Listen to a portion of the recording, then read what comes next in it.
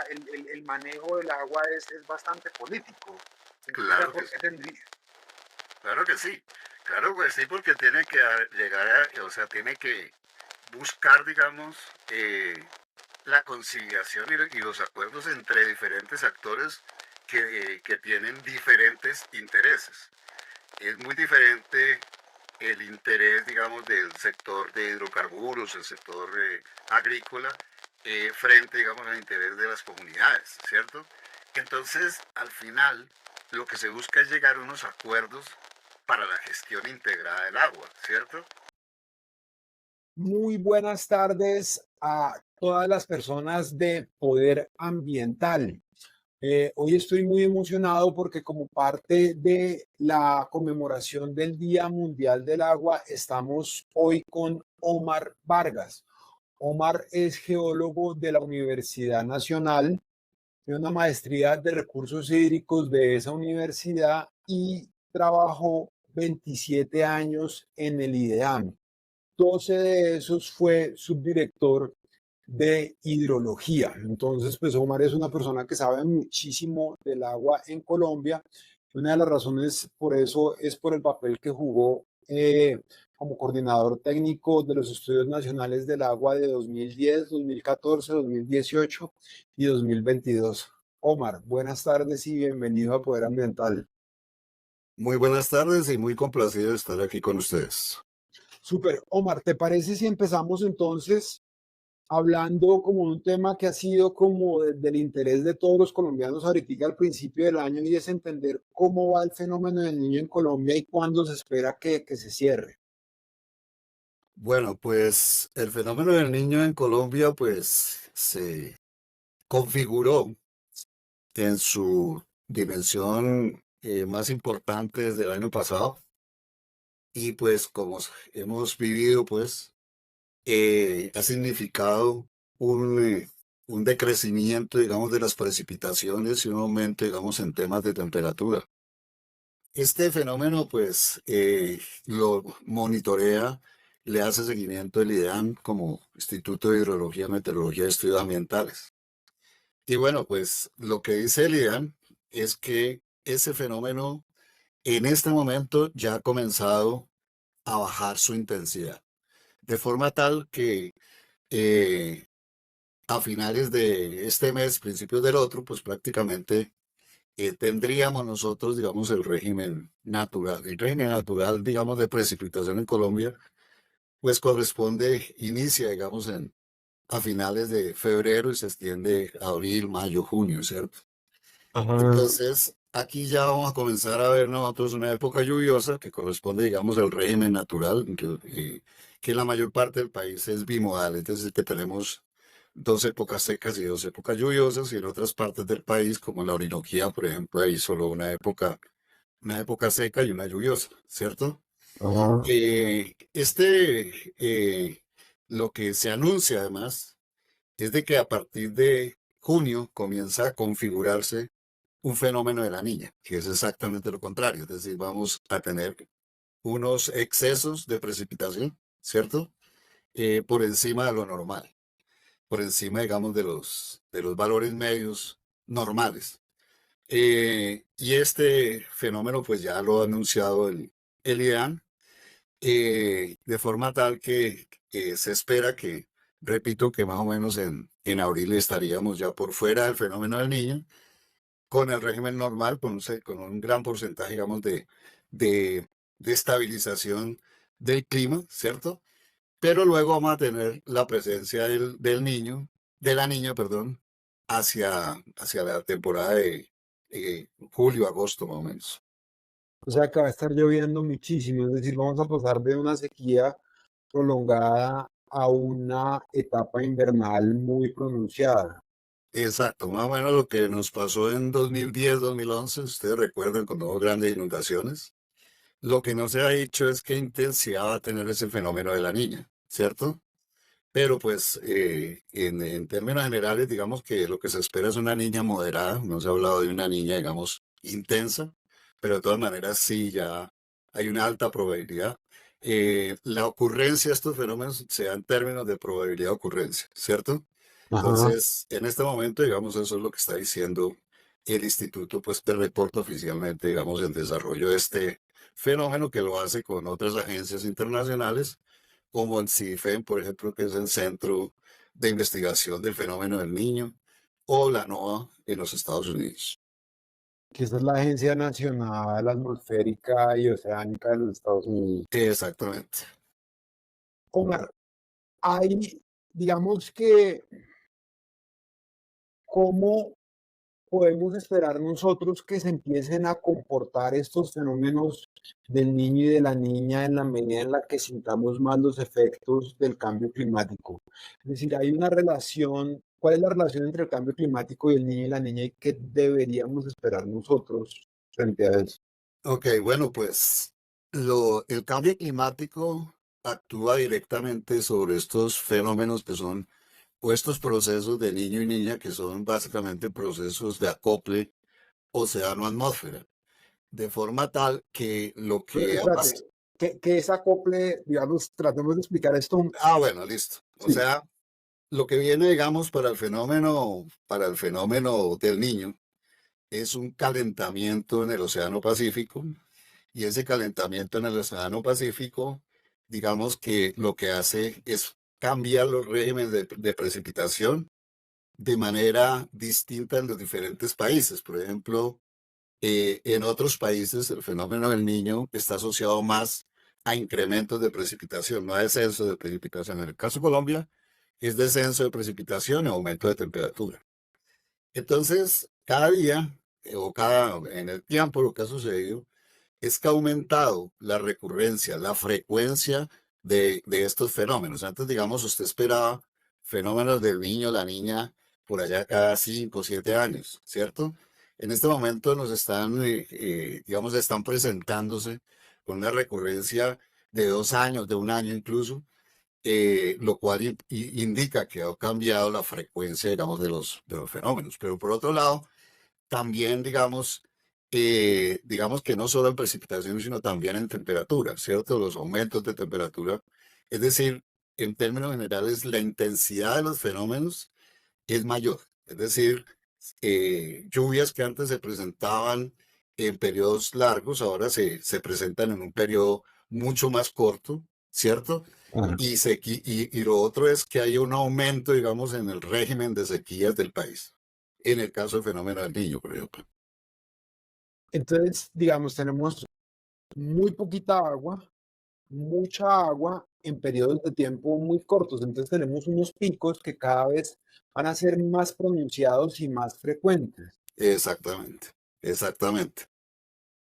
O sea Ese, que, sí, que ese, pena que te interrumpa, pero fíjate, al principio, digamos, yo llevo, bueno, varios años trabajando y yo me acuerdo que las primeras cosas que se hablaban de cambio climático decían que los eventos climáticos extremos se iban, eso era lo que se decía hace 20, 20 y pico de años, y todo el mundo decía, no, mm, imposible, y toda la vaina, y ya se está viendo eso, es decir, el cambio climático está acá entonces. exactamente. Sí, el tema del cambio climático, digamos que se presenta ya hace muchos años. En una, digamos, ha ido creciendo, ¿cierto? Pero definitivamente, pues sí hay una clara, digamos, unas claras manifestaciones de cambio climático que se ven reflejadas básicamente, digamos, en aumentos de temperatura, ¿cierto? Y cambio en los regímenes de precipitación. Digamos que en términos generales, en términos de variabilidad climática, digamos, nosotros tenemos unas estadísticas digamos, de valores medios, ¿cierto? Que no han recibido, digamos, una gran afectación lo que se ha pasado con la temperatura, pero en la recurrencia, el aumento de la frecuencia de fenómenos niño y niña, lo que ha producido es excesos de precipitación o déficit de precipitación en el caso del fenómeno del niño, ¿cierto? Esto tiene, digamos, unas implicaciones fuertes, puesto que cuando hay exceso de precipitación, pues entonces, digamos que vamos a tener inundaciones crecientes súbitas, deslizamientos, y en el caso de sequías, pues vamos a tener problemas de abastecimiento y problemas, digamos, de manejo, digamos, de gestión de recurso hídrico para las actividades económicas y particularmente se ve reflejado, por ejemplo, en la agricultura, ¿cierto? Por eso es importante que los gremios, digamos, estén muy enterados de lo que va a suceder en el tiempo para poder programar sus actividades asociadas a riego, por ejemplo, y al manejo, pues, de las cosechas y poscosechas. Ok, entonces vamos a mirar un poquitico las herramientas que tiene Colombia para diagnosticar eso. Tú fuiste director, coordinador técnico de los Estudios Nacionales del Agua durante 4 Estudios Nacionales del Agua seguidos, 2010, 2014, 2018 y 2022. Cuéntanos, por favor, de una forma muy sencilla y resumida, qué es el Estudio Nacional del Agua y por qué es importante. Ok, el Estudio Nacional del Agua es un estudio emblemático del IDEAM que se construye con cerca de 35 expertos nacionales, pero que además cuenta con cerca de 200 colaboraciones en términos de gremios, en términos de asociaciones gremiales, en términos de entidades que generan información de demanda, etcétera. Y ese trabajo, digamos, interdisciplinario, ese trabajo sistemático, pues se realiza para evaluar el estado y la dinámica del agua en Colombia. El agua en Colombia en todo el ciclo hidrológico, es decir, agua superficial, agua subterránea, cantidad, calidad, el tema de sedimentos y digamos, las afectaciones por variabilidad climática, que es lo que estábamos hablando anteriormente.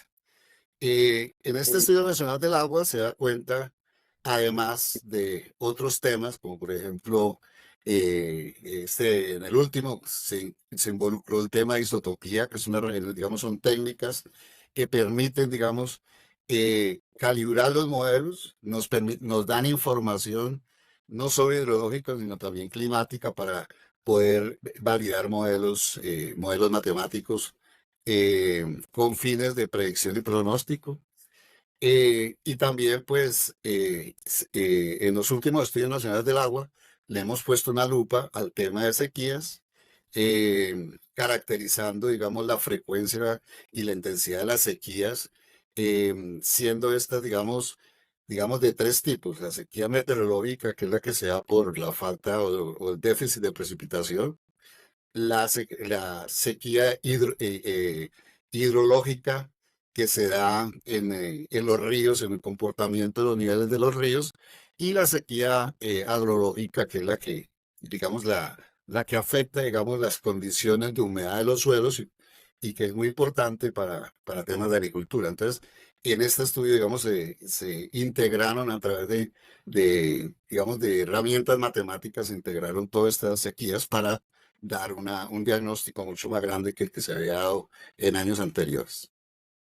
Ok, entonces es un elemento que informa decisiones públicas y privadas que se construye por expertos y con lo mejor de la información disponible en Colombia, ¿correcto? Bueno, más allá de que sea un elemento de toma de decisiones, o sea, que plantee decisiones, es más, se concentra más en la evaluación, es decir, en el Ok, análisis de los diferentes componentes del ciclo, ¿cierto? En términos de oferta, en términos de demanda, en términos de calidad, en términos de afectación a esa calidad, en términos de presión por uso a las fuentes hídricas, en términos de sedimentos, en términos de aguas subterráneas. Y toda esta información que se recopila en el Estudio Nacional del Agua es el insumo para la toma de decisiones y para la planificación que se debe hacer en el territorio nacional alrededor del agua en el concepto que hoy en día se maneja, que es la gestión integral de recurso hídrico. Es decir, ya no miramos el agua superficial separada del agua subterránea, sino que lo miramos integralmente. Y para ujú, poder cumplir ese objetivo, entonces se plantean indicadores. Y esos indicadores, la idea es que con la forma de presentarlo, pues lo puede entender cualquier persona, ¿cierto? Ah, Porque semaforiza, ¿cierto? Colocando en rojo las condiciones más críticas y en colores azules y verdes, pues las condiciones como más favorables para, para la gestión del agua. ok. Y entonces digamos que desde la información que plantea el Estudio Nacional del Agua y desde tu experiencia, ¿cuál es el estado del agua en Colombia, Omar? ¿Qué está bien, qué está mal, qué tiene que mejorar? Ok. Bueno, pues, a ver, esto hay que mirarlo desde diferentes perspectivas, ¿cierto? Colombia es un país, digamos, que tiene una, perdón, una oferta, digamos, que es muy importante a nivel mundial, ¿cierto? En las estadísticas, digamos, la oferta superficial del país está entre los primeros 7 estadísticas de las ofertas como con mayor rendimiento hídrico del mundo, ¿cierto? Entonces, digamos que en términos de oferta, tenemos una oferta muy importante, una oferta que en términos, digamos, numéricos, alcanza los 1963 kilómetros cúbicos al año. Este es un valor muy grande, es decir, un valor muy favorable. Pero aparte de esta oferta hídrica superficial, también tenemos una oferta hídrica subterránea puede ser 3 o 4 veces mayor que la oferta hídrica superficial, pero que realmente no la tenemos, digamos, cuantificada en el país por deficiencias de monitoreo. Me explico. El país tiene, digamos, un monitoreo sobre las aguas superficiales. El IDA nomás tiene 2.630 estaciones entre hidrológicas y meteorológicas, es decir, que miden niveles de los ríos, pero también miden variables de la atmósfera en términos de precipitación, temperatura y otra cantidad, de variables como la temperatura, etcétera. Pero Y esta estas red, subterráneas, ¿cuántas tenemos? Es decir, hay 2.630, eh, ¿cierto? Es decir, estaciones que miden lo superficial, lo subterráneo, ¿cuál es la diferencia cuantitativa? Es decir, ¿cómo estamos en infraestructura para medir eso? bueno, a ver, te lo digo en estos términos. Yo tengo, en el país más o menos hay 35 autoridades ambientales mal contadas, ¿cierto? Ajá. De esas 35, solo 5 están en este momento monitoreando, digamos, aguas subterráneas, ¿cierto? Entonces, ¿qué es lo que sucede? Lo que sucede es que, digamos, hay una necesidad, para irnos adelantando a otras preguntas, hay una necesidad, digamos, de incrementar el monitoreo de las aguas subterráneas, ¿cierto? Porque no sabemos, no tenemos, digamos, los elementos necesarios para hacer esa evaluación. Lo que no sucede, por ejemplo, en aguas superficiales, donde tenemos una red robusta, ¿cierto? Que además está complementada con redes que tienen las autoridades ambientales. Muchas autoridades ambientales también tienen redes hidrometeorológicas complementarias. Aparte de eso, pues se tiene monitoreo de calidad del agua superficial, pero no del agua subterránea. Te repito, de las 35 autoridades ambientales, únicamente, digamos, 5 en este momento están monitoreando el agua subterránea. ¿De acuerdo? Ajá. Entonces, bueno, tú estabas diciendo ahorita que Colombia tiene una gran oferta hídrica que está bien. Entonces, digamos, ¿cuál es el estado general? Es decir, ¿hay suficiente agua? ¿Qué está bien? ¿Qué está mal? Bueno, digamos que para suplir las necesidades de los diferentes sectores y los temas de abastecimiento, tenemos suficiente agua, ¿cierto? De Ajá. hecho, la demanda hídrica del país estamos más o menos en 36.000 billones de metros cúbicos entre los diferentes sectores. Me refiero al sector hidroenergético, minero, doméstico, servicios, agricultura, etcétera, ¿cierto? Siendo el sector agrícola el que consume, digamos, cerca del 43% de esa demanda, ¿cierto? Eso es una condición, digamos, que se da en todo el mundo. Entonces, digamos que el tema es en este momento, digamos que hay que necesidad de utilizar también el agua subterránea en sitios, porque no todo el país tiene una distribución homogénea en relación con la oferta. Hay sitios donde hay mayor criticidad, por ejemplo, en la zona andina, que tiene el 80% de la población, en la zona andina y Caribe, que tiene el 80% de la población del país y genera cerca del 80% también del Producto Interno Bruto. Allí únicamente tenemos el 20% de la oferta hídrica superficial. Y el resto, pues está la Orinoquía, la Amazonía, la zona pacífica o la área geográfica pacífica, que es donde menos hay gente, ¿cierto? Y donde menos hay actividades económicas. Entonces hay una distribución desigual, ¿cierto? Entonces aquí usted tiene que aprender a manejar varias cosas. Tiene que aprender a manejar primero la estacionalidad, ¿cierto? Es decir, tenemos épocas secas, épocas lluviosas. Y en segundo lugar, pues hacer un uso eficiente del recurso hídrico, ¿cierto? Es decir, tenemos que buscar que la demanda, digamos, poder controlar la demanda ante una oferta limitada en los sitios donde hay criticidad en el país. Y aquí, para estos sitios de alta criticidad y también para las épocas de sequía, el agua subterránea se convierte en una gran alternativa para hacer uso conjunto, ¿cierto? Pero además para cubrir esas épocas de sequía donde digamos, quedamos desabastecidos. 391 municipios más o menos del país quedan desabastecidos, tienen problemas de desabastecimiento importantes. Entonces, aquí el uso conjunto de agua superficial, agua subterránea es muy importante. Pero hay otro tema que también tenemos que cuidar y es el tema de la calidad. Obviamente, donde hay más actividades sectoriales, llámese industria, llámese hidrocarburos, llámese minería, pues aquí hay muchas más afectaciones a la calidad. Pero realmente, digamos, los problemas de calidad están concentrados en cerca de 130 municipios del país. Es decir, que es un tema controlable desde el punto de vista de manejar la calidad. Desde luego que esto requiere unos grandes esfuerzos de infraestructura, pero en términos generales, digamos que eso es controlable, ¿cierto? Entonces Ujú. tenemos una oferta, digamos, generosa. Tenemos una demanda que está por debajo, muy por debajo de esa oferta. Entonces el asunto es aprender a manejar, digamos, las condiciones en cada territorio, las condiciones de oferta y las condiciones, digamos, de demanda. Y a ver, pues, poder hacer uso conjunto de agua superficial, agua subterránea y controlar los temas de calidad, no solo cuando llegan a la fuente, sino lo óptimo es hacerlo antes de la fuente. Ajá. Oye, Omar, digamos que la última pregunta específica que te iba a hacer es, ¿cuáles son las que tú consideras, ahorita que estabas hablando de mejorar la cobertura de la red de monitoreo de aguas subterráneas?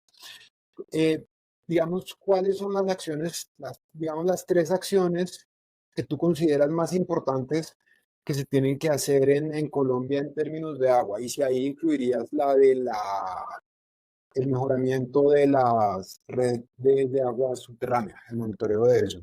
Ok, pues en general, digamos que eh, tenemos unos retos importantes que atraviesan también por diferentes aspectos. Primero, el monitoreo y el acceso a la información, ¿cierto? Hay un monitoreo que es nacional que hace el IDEAC, pero hay necesidad de fortalecer el monitoreo regional que lo deben hacer las autoridades ambientales. Y la forma de fortalecerlo es a través de unos instrumentos que forman parte de un programa, la política pública del país del agua, que es la Política Nacional para la Gestión Integrada del Recurso Hídrico. Y uno de sus programas es el Programa Nacional de Monitoreo del Recurso Hídrico. Ese programa nacional de monitoreo de recursos hídricos tiene una escala nacional y una escala regional. Esa escala regional es la que está a cargo de las autoridades ambientales. Entonces aquí tenemos necesidad de mejorar, de fortalecer las redes regionales en agua superficial. Y también hay que fortalecer las redes de referencia regional de calidad del agua. Eh, Porque si bien hay muchas estaciones para vertimientos en temas de monitoreo de referencia regional, hay necesidad, digamos, de hacer ese fortalecimiento. Y en términos de aguas subterráneas, pues como te dije, pues ahí sí estamos debiendo en el país porque hay necesidad prácticamente de fortalecer el monitoreo en 30 autoridades ambientales. Entonces, esto lo hacemos a través de ese instrumento que se llama el PIRMA, es el Programa Institucional Regional de Monitoreo del Agua, que tiene, digamos, unos componentes, un componente estratégico que me dice qué debo monitorear, por qué y para qué. Un componente programático que me dice cómo monitorear. Aquí está el diseño de las redes, aquí está el tema del flujo de la información, aquí está el tema de las frecuencias y las variables de monitoreo. Otro componente, el componente tecnológico, que es con qué monitoreo, es decir, qué tipo de sensores, qué tipo de transmisión. Y luego, pues toda esta información la tengo que disponer en plataformas de información o sistemas de información, como el sistema de información de recurso hídrico, al cual deben tener acceso, pues, todos los actores sociales, gremiales e institucionales que necesitan de ese monitoreo, ¿cierto? Eso en primer lugar, en términos de monitoreo e información. Ahora, en términos, digamos, de gestión, es importante que el país utilice la información para planificación, para planificar las diferentes acciones, estrategias que se deben hacer en el territorio. Porque muchas veces, digamos, no se usa la información debidamente, ¿cierto? Entonces, es muy importante que a esa información que generamos en monitoreo se use, que forme parte, digamos, de la toma de decisiones, que forme parte de todos los temas de planificación, de diseño, de infraestructura, de diseño de estrategias para gestión de riesgo, y para todos los temas pues, que están asociados al agua, por el tema de disponibilidad, etcétera. Finalmente, lo que buscamos con esta información es contar digamos, con los suficientes elementos para tener seguridad alimentaria, para tener seguridad energética, para tener disponibilidad de recurso hídrico de manera justa y equitativa, ¿cierto? Que todo el mundo tenga acceso al agua, ¿cierto? Entonces, eso es esa información que entrega el Instituto Nacional del Agua, que no solo es el estudio que se entrega en físico, sino que además tiene una cantidad de nexos que están disponibles en las plataformas del IDAN, se utilice, porque la idea es que esa información forme parte, repito, de la toma de decisiones y la planificación. Pero eso se debe complementar con la información que sale de evaluaciones regionales del agua, que se conocen como ERAS, que deben desarrollar las autoridades ambientales en el área de su jurisdicción. Aquí, desde luego, también está incluido el tema de alerta temprana, ¿cierto? Ujú. Para diferentes temas, como por ejemplo crecientes súbitas, inundaciones, etc. Oye, Omar, en el último Estudio Nacional del Agua, yo vi una cosa, una conversación, ahí hacía una reflexión interesante que tenía que ver con la tasa del uso del agua, ¿sabes? Ahí decían Sí.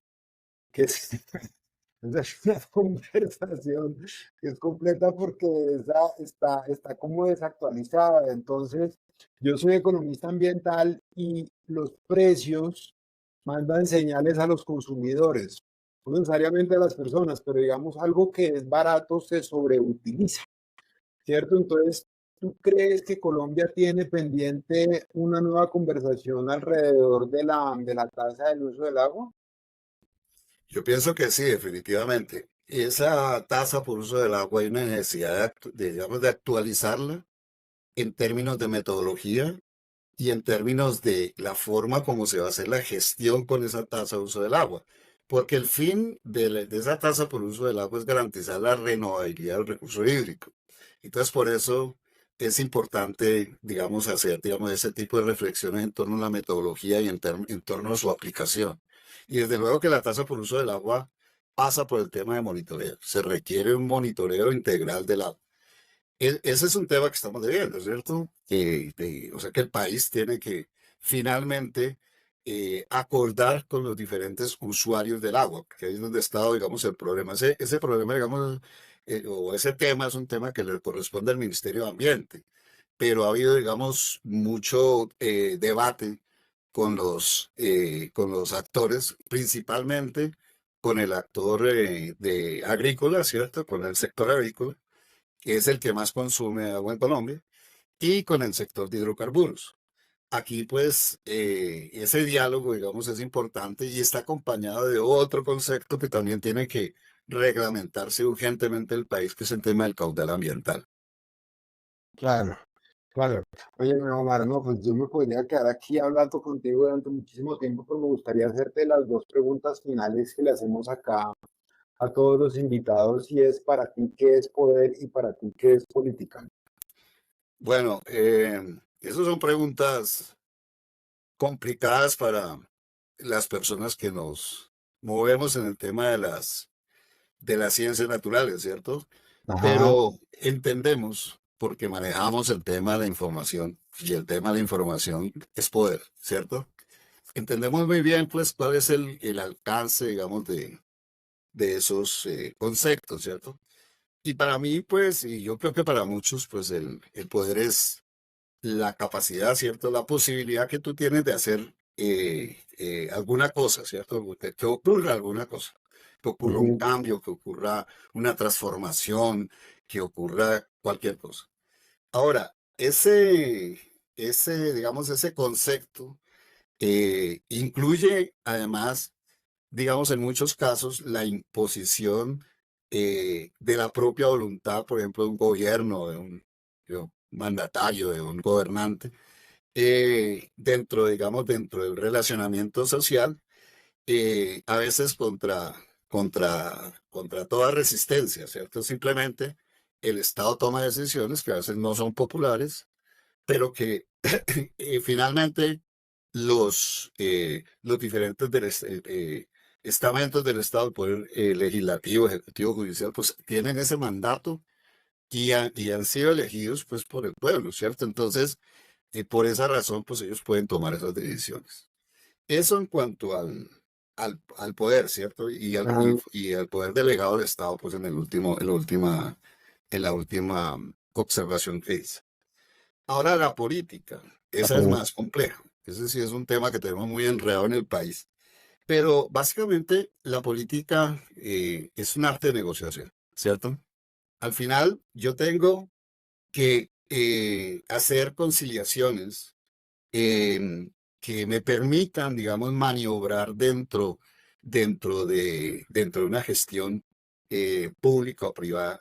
Y esa política, digamos, es la que me permite definir algo que es muy importante en el país, que son los acuerdos, ¿cierto? En el caso del agua, por ejemplo, los acuerdos por el agua, ¿cierto? O como se quieran llamar, no estoy poniéndole un mote pues, de alguna escuela política o algún partido político, simplemente acuerdos.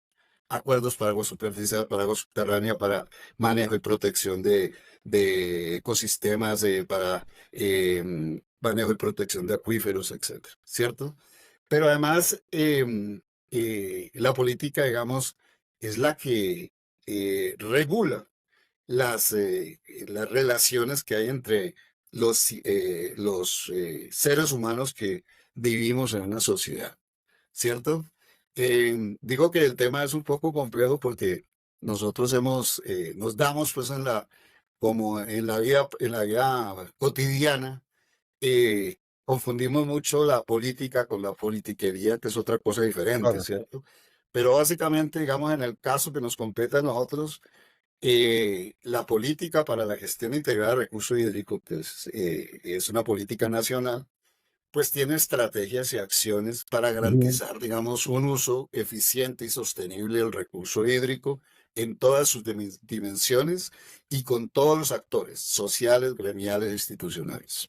Oye, Omar, y entonces, bueno, te voy a hacer una pregunta más, pero con base en lo que tú estabas diciendo, digamos, la política es, tú la asociabas a negociación. Entonces, si uno entiende el agua como un recurso que es finito, ¿cierto? Y Mm, que tiene que ser compartido, la política, nosotros podríamos decir que es esencialmente política, el manejo del agua es bastante político. O sea, claro que ¿por sí. qué tendría? Claro que sí, claro que sí, porque tiene que llegar o sea, tiene que buscar, digamos, la conciliación y los acuerdos entre diferentes actores que tienen diferentes intereses.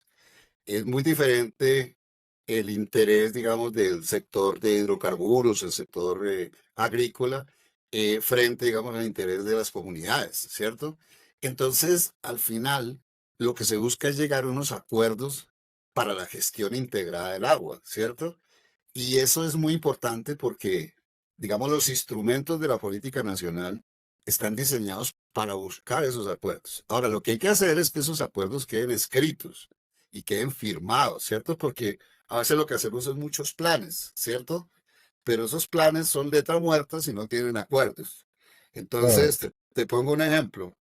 El CDC, que es, digamos, la Autoridad Ambiental del Valle del Cauca, donde hay una alta dependencia de las aguas subterráneas, en CBC hay un acuerdo para las aguas subterráneas que se hizo con todos los actores, con los perforadores, con los que usan, los usuarios del agua subterránea, con las instituciones, donde se tiene arreglado qué es lo que hay que hacer cuando se perfora un pozo, bueno, desde que el permiso, ¿no? De cómo se hace el permiso, qué se debe hacer cuando se perfora un pozo, qué se debe hacer durante la etapa de producción, qué se debe hacer durante la etapa de cierre y abandono. Entonces todos los actores se pusieron de acuerdo, hicieron ese acuerdo, que ya en la segunda versión, y esos acuerdos son muy largos, son 5 años, cabezas de trabajo, pero finalmente lo que garantizan es que todos tenemos el mismo propósito, ¿cierto? Y tenemos que poner cada uno de nuestra parte para que se cumplan, digamos, las metas, para que se cumplan las estrategias, para que se realicen las acciones que están previstas en un plan. Entonces, repito, un plan sin acuerdo es un plan libre. El, Claro. el, el, el secreto de esto es tener acuerdos, ¿cierto? Y esos acuerdos, pues, para esos acuerdos también se han previsto digamos, la creación de consejos de cuenca, por ejemplo, ¿cierto? En el marco de los PONCAS y otra serie, digamos, ¿cómo se llama eso? De organizaciones de la sociedad para poder debatir de manera pacífica, pues en una mesa de trabajo, Claro. lo que se va a hacer con el agua antes de entrar en conflictos tan críticos como por ejemplo los que existen en La Guajira, por poner un ejemplo que me ocurre. Claro. Súper, Omar, muchísimas, muchísimas gracias por darnos este espacio y espero que no sea la última vez. Es decir, cuando yo tenga como una noticia interesante que tenga que ver con agua, ahí te busco para que quede. Todo el conocimiento tuyo es muy importante y que la gente tenga la posibilidad de escucharte sería interesante. De manera que muchas gracias y esperemos que no sea la última vez aquí en Poder Ambiental. Muchísimas gracias, los invito pues a descargar el Estudio Nacional del Agua en la página del IAN y con todos sus anexos según sus necesidades. Se va a sacar un resumen ejecutivo en los próximos días, ojalá esté para el 22 de marzo. Y si no está para el 22 de marzo, es una fecha cercana, que es un resumen, digamos, ejecutivo que a mucha gente le gusta porque no es el libro Bueno, grandotote, sino son 60, 70 páginas donde está todo el tema resumido. Y además, pues, como tú dijiste al principio, pues la invitación también es a que celebremos el Día Mundial del Agua y que estemos pendientes, digamos, de las señales que se envían desde organismos internacionales como el Programa Hidrológico Internacional de UNESCO o la OMM, la Organización Meteorológica Mundial y otras entidades que siempre se hacen presentes para esta fecha con informes, con actualizaciones sobre el estado del agua, etc. Ya el siguiente Estudio Nacional del Agua será en Colombia, será el 2026. Entonces este año pues todavía el foco está sobre el Estudio Nacional del Agua 2022 que se hace cada 4 años en el país. súper. Omar, muchísimas gracias. Que estés bien. No, ni más faltaba, con muchísimo gusto. Gracias.